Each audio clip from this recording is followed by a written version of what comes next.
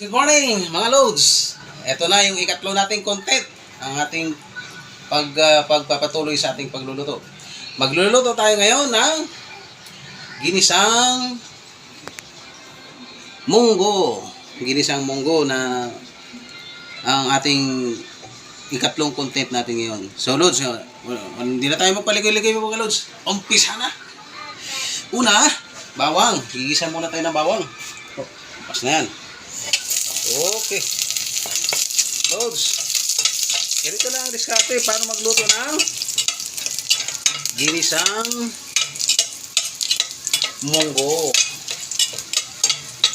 Yung sinasabi, watch and learn lang para matuto kagad. Oh, sunod. Na lang ilalagay ay sibuyas. Ang pagluto ng munggo ay may iba-ibang diskarte. Yan. Magandang lulutuin natin ngayon. Napakagandang almusal sa umaga. Okay, Lods. After ng gisa, ito na yung ating pangsahog. Manok. Okay. Guys, watch and learn lang guys para matuto tayo kung paano maging chef cook sa bahay.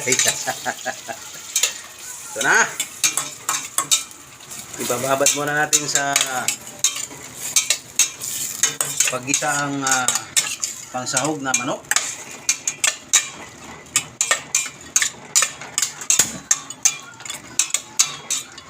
Okay, Loads. Kay gandang umaga na naman to mga Loads. Kay gandang umaga naman to mga Loads. Adobong ginisa na munggo. Yan, Loads.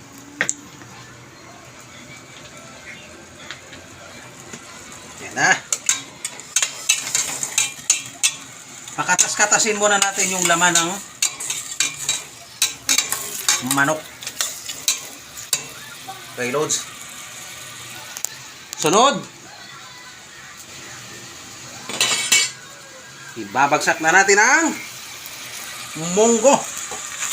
Watch and learn lang mga Loads para matuto tayo magluto ng lutong bahay. Ang mga binata dyan, makinig at manood. Para pag nagdating ng panahon na mag-aasawa na kayo, marunong na kayo magluto. Chef cook na. Okay, Loads. Then, haluin muna natin, Loads. Pakatas-katasin natin muna.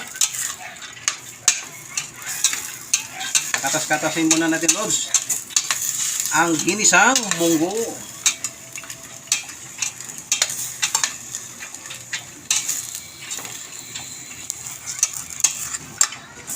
Iyan.